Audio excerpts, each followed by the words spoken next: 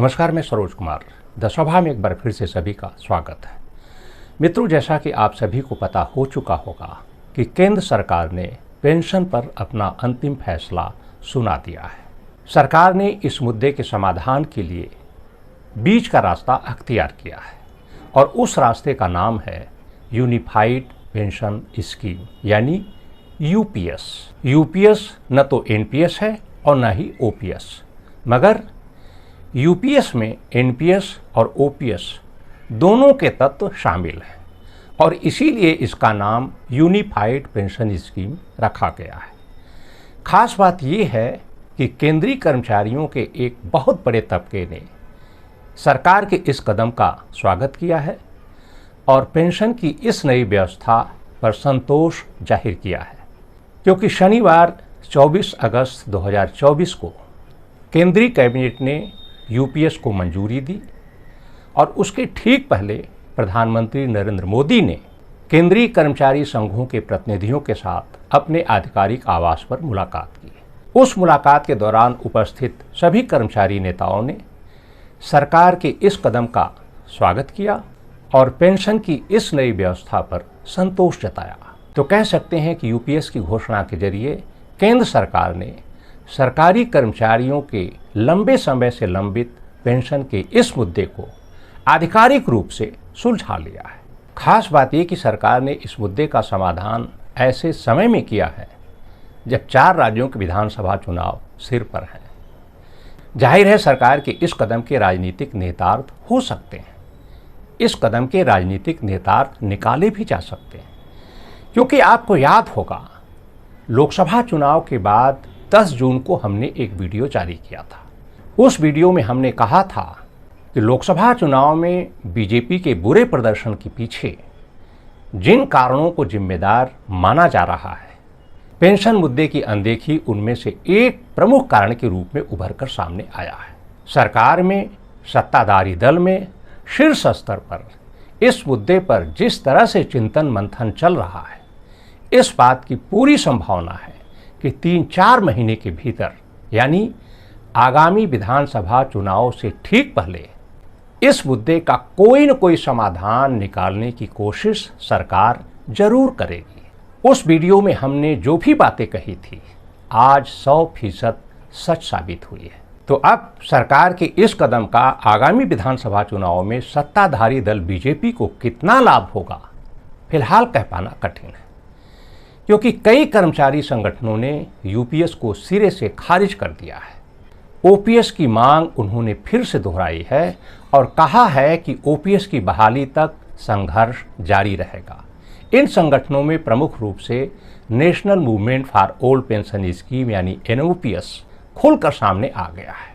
एनओपीएस के अध्यक्ष विजय कुमार बंधु ने कहा है कि सरकारी कर्मचारियों को ओपीएस से कम कुछ भी मंजूर नहीं है और ओपीएस की बहाली तक कर्मचारियों का ये संघर्ष जारी रहेगा। जब एनपीएस से यूपीएस का विकल्प हो सकता है तो एनपीएस का ओपीएस में विकल्प देने में क्या दिक्कत है? मेरा बहुत विनम्र अनुरोध है, इधर उधर की बात मत कर, एक बात कर। अगर आपका मन है, आपकी नियति है, तो आप इसमें से यू हटाइए और ओपीएस पे आ जाइए, क्योंकि अटेवा एनएमओपीएस और उनके सहयोगी साथियों की मान्यता है एक लाइन का हूबहू पुरानी पेंशन, हूबहू पुरानी पेंशन, न इससे ज्यादा न इससे कम। कर्मचारियों की ये नाराजगी अकारण नहीं है। दरअसल कर्मचारी एनपीएस के जिन प्रावधानों का विरोध कर रहे थे और जिनके लिए उन्होंने एक लंबा संघर्ष किया है, उन 2 बिंदुओं का ठीक समाधान यूपीएस में नहीं किया गया है। उनमें से पहला बिंदु है कर्मचारियों के अंशदान का और दूसरा बिंदु है पेंशन की अनिश्चित धनराशि का। तो सरकार ने दूसरे बिंदु को तो यूपीएस में किसी न किसी तरह से सुलझा दिया है, मगर पहला बिंदु जो कर्मचारियों के अंशदान से जुड़ा हुआ है उसे जस का तस छोड़ दिया है और यही वो बिंदु है जिसे लेकर सरकार और कर्मचारियों के बीच विवाद है और यही वो बिंदु भी है जिसकी वजह से ओपीएस की जगह एनपीएस लागू किया गया था। क्योंकि कर्मचारियों के अंशदान से सरकार के पास एक ऐसा फंड तैयार हो जाता है जिसका इस्तेमाल किसी भी रूप में, किसी भी तरीके से, कहीं पर भी वो कर सकती है और उसके लिए उसके ऊपर कोई जवाबदेही भी नहीं है। यदि एनपीएस का फंड कहीं पर भी इस्तेमाल किया जाता है और उसका कोई रिटर्न नहीं आता है और वो फंड डूब भी जाता है, तो वो नुकसान सरकार का नहीं होगा, कर्मचारियों का होगा और सरकार उसके लिए कोई जवाबदेही भी नहीं होगी। और इस तरह की घटनाएं अतीत में हुई हैं। सरकार के करीबी कारपोरेट घरानों की कंपनियों में एनपीएस के पैसे निवेश किए गए हैं और पैसों का नुकसान हुआ है और उसकी कोई जवाबदेही सरकार पर नहीं आई है। हालांकि यूपीएस में तो अब जवाबदेही है, क्योंकि कर्मचारियों को एक सुनिश्चित धनराशि पेंशन के रूप में हर महीने देनी है।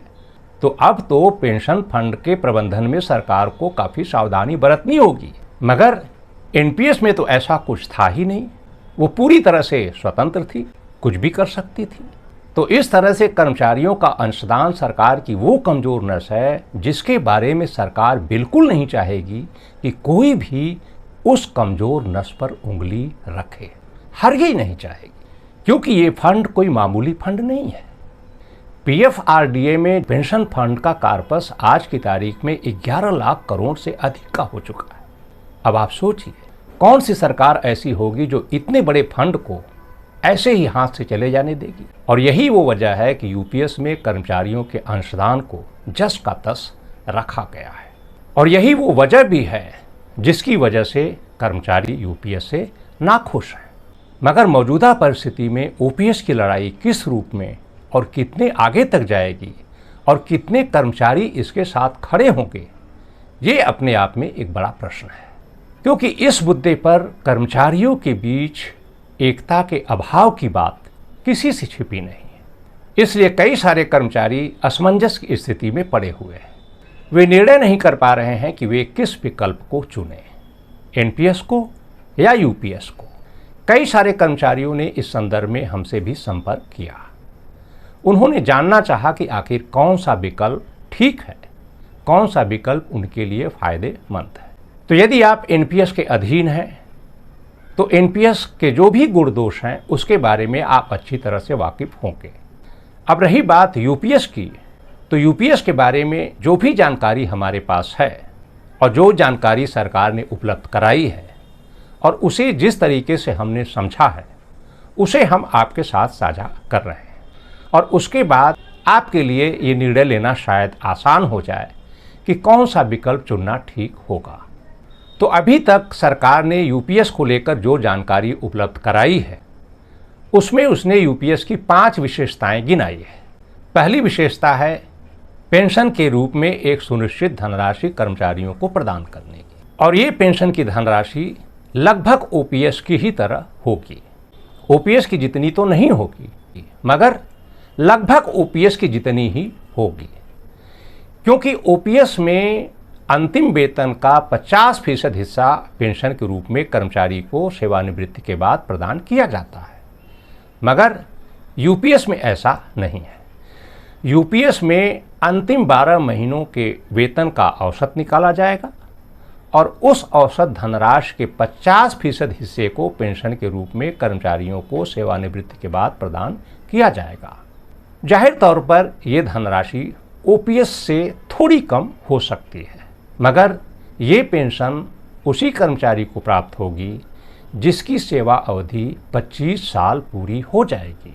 यूपीएस की दूसरी विशेषता है फैमिली पेंशन की। यदि किसी पेंशन धारक की मृत्यु हो जाती है तो उस समय उसे जितनी धनराशि पेंशन के रूप में मिल रही होगी उसका 60% हिस्सा पेंशन के रूप में उसके परिवार को प्रदान किया जाएगा।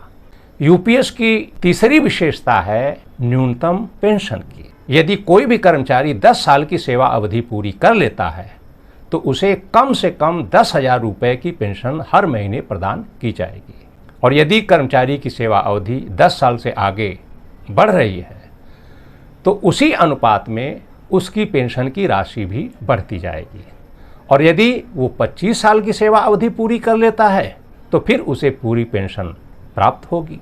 तो यूपीएस की चौथी विशेषता है सेवानिवृत्ति के बाद कर्मचारी को एकमुश्त धनराशि प्रदान करने की।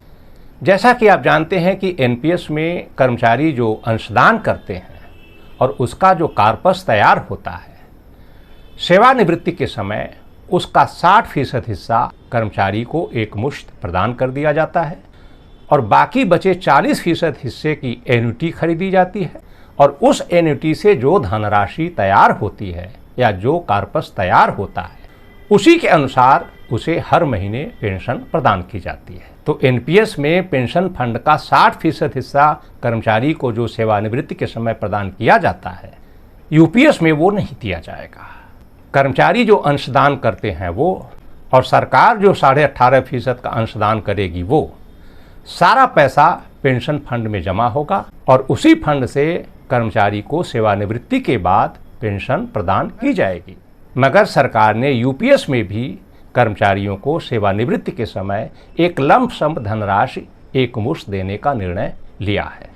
अब वो धनराशि कितनी होगी, इस पर फिलहाल सरकार काम कर रही है। मगर केंद्रीय सूचना एवं प्रसारण मंत्री अश्विनी वैष्णव ने 24 अगस्त 2024 को संवाददाता सम्मेलन में कहा था कि यदि कोई कर्मचारी 30 साल की सेवा अवधि पूरी कर लेता है तो उसे लगभग 6 महीने के वेतन के बराबर की राशि एकमुश्त सेवानिवृत्ति के समय प्रदान की जा सकती है। तो इसी अनुसार यदि कर्मचारी की सेवा अवधि कम या ज़्यादा होती है तो एकमुश्त प्रदान की जाने वाली राशि भी उसी अनुपात में कम ज़्यादा हो सकती है। यूपीएस की 5वीं जो विशेषता है वो डीआर की है। जितने भी पेंशन हैं, चाहे वो पूरा पेंशन हो, न्यूनतम पेंशन हो या फैमिली पेंशन हो, सभी पेंशन डीआर से जुड़े होंगे, यानी महंगाई भत्ता। समय समय पर महंगाई भत्ता रिवाइज होता रहेगा और इस तरह से पेंशन की राशि भी बढ़ती जाएगी। तो ये रही यूपीएस की विशेषताएं। अब आप कहेंगे कि इनमें से कौन सा विकल्प अच्छा है, एनपीएस या यूपीएस? तो यदि किसी कर्मचारी की सेवा अवधि ज़्यादा है, क्योंकि कई ऐसे कर्मचारी हैं जिन्हें कम उम्र में ही नौकरियां मिल जाती हैं, तो ऐसे में उनकी सेवा अवधि काफ़ी अधिक होती है। तो जितनी अधिक सेवा अवधि होगी उतना ही ज़्यादा अंशदान होगा, जितना ज़्यादा अंशदान होगा उतना ही बड़ा कार्पस बनेगा और जितना बड़ा कार्पस बनेगा उतना ही बड़ा लाभ कर्मचारी को सेवानिवृत्ति के बाद प्राप्त होगा। तो इस तरह के जो कर्मचारी हैं जिनकी सेवा अवधि काफ़ी अधिक है, तो उनके लिए तो एनपीएस लाभदायक हो सकता है। मगर जिन कर्मचारियों की सेवा अवधि कम है उनके लिए यूपीएस ही एक बेहतर विकल्प है। हालांकि हमारी राय में यूपीएस में 2 बिंदु और जोड़े जाने चाहिए थे, एक बिंदु एनपीएस से और दूसरा बिंदु ओपीएस से। दरअसल एनपीएस में सेवानिवृत्ति के समय कर्मचारियों को अंशदान का जो 60% हिस्सा प्रदान किया जाता है एकमुश्त, वो व्यवस्था यूपीएस में भी रखनी चाहिए थी और ओपीएस में अंतिम वेतन के 50% हिस्से को जो पेंशन के रूप में दिया जाता है वो व्यवस्था भी यूपीएस में रखनी चाहिए थी। तो यदि ये दोनों व्यवस्थाएं यूपीएस में रखी गई होती तो कर्मचारियों के लिए यूपीएस एक आदर्श स्थिति हो सकती थी। हमें लगता है कि यदि कर्मचारी नेताओं ने इस मुद्दे पर सरकार के साथ बात की होती, ठीक से निगोशिएशन किया होता, तो निश्चित रूप से सरकार इसे स्वीकार कर सकती थी।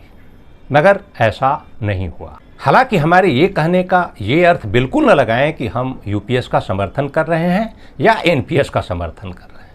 हम तो सिर्फ जो विकल्प उपलब्ध हैं उसमें क्या बेहतर है इसे बता रहे हैं। जहाँ तक हमारी अपनी राय है, आज भी हम ओपीएस के पक्ष में हैं, क्योंकि ओपीएस सिर्फ कर्मचारियों के हित में नहीं है, अर्थव्यवस्था के हित में, देश के हित में है। और यदि कोई भी सरकार सही मायने में देश हित में काम कर रही होगी तो निश्चित रूप से वो ओपीएस को ही चुनेगी और ओपीएस को बहाल करेगी। तो बहरहाल इस मुद्दे पर हमारी नज़र बनी हुई है और जो भी अपडेट होगा, जो भी नई जानकारी होगी, उसे लेकर हम आपके समक्ष उपस्थित होते रहेंगे। आज की चर्चा आपको कैसी लगी, अपनी राय से हमें अवगत कराएं, कमेंट बॉक्स में अवश्य लिखें। यदि ये चर्चा आपको ठीक लगे, पसंद आए तो इसे लाइक करें, मित्रों परिचितों को शेयर करें और चैनल को सब्सक्राइब भी कर लें, ताकि जो भी अगला अपडेट, अगली कहानी हम लेकर के आएँ तो उसकी सूचना तत्काल आप तक पहुँच जाए। तो जल्द मिलेंगे नए अपडेट, नई कहानी के साथ। तब तक के लिए हमें दीजिए इजाज़त।